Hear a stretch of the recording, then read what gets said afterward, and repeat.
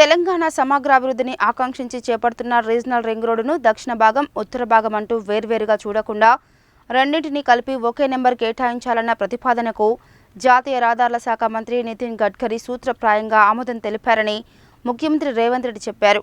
అందుకోసం కేంద్ర, రాష్ట్ర, ఎన్హెచ్ఏఐ మధ్య కుదుర్చుకోవాల్సిన త్రైపాక్షిక ఒప్పందాన్ని వెంటనే పూర్తి చేయాలని అధికారులను ఆదేశించారు. రాష్ట్రంలో ప్రస్తుతం కొనసాగుతున్న రహదారులతో పాటు అవార్డైన రోడ్లు, ఈ ఆర్థిక సంవత్సరంలో పూర్తి చేయాల్సిన రోడ్లపై రాష్ట్ర రోడ్లు, భవనాలు, సినిమాటోగ్రఫీ శాఖ మంత్రి కోమటిరెడ్డి వెంకటరెడ్డితో కలిసి ముఖ్యమంత్రి రేవంత్ రెడ్డి సమీక్షించారు. ఆర్ఆర్ఆర్ ఉత్తర భాగంలో భూసేకరణకు ఎదురవుతున్న ఆటంకాలను ముఖ్యమంత్రి అధికారులను అడిగి తెలుసుకున్నారు. అలైన్మెంట్ విషయంలో కొందరు రైతులు పొరపడి హైకోర్టును ఆశ్రయించారని అధికారులు వివరించగా, స్టే ఉత్తర్వులను ఎత్తివేయించడానికి సాధ్యమైనంత తొందరగా కౌంటర్ దాఖలు చేయాలని చెప్పారు.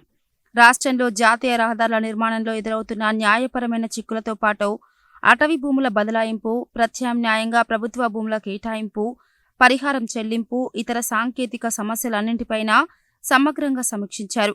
ఈ సమావేశంలో ఉప ముఖ్యమంత్రి బట్టి విక్రమార్క, మంత్రి తుమ్మల నాగేశ్వరరావు టెలికాన్ఫరెన్స్ ద్వారా పాల్గొనగా సిఎస్ శాంతికుమారి, సంబంధిత ఉన్నతాధికారులు పాల్గొన్నారు. నాగ్పూర్, విజయవాడ కారిడార్కు సంబంధించి ఖమ్మం జిల్లాలో భూసేకరణ, అలైన్మెంట్, సర్వీస్ రోడ్లు, అండర్ పాస్ల నిర్మాణంలో పరిగణలోకి తీసుకోవాల్సిన అంశాలను మంత్రులు ఎన్హెచ్ఏఐ మెంబర్ ప్రాజెక్ట్స్ అనిల్ చౌదరికి పలు సూచనలు చేశారు.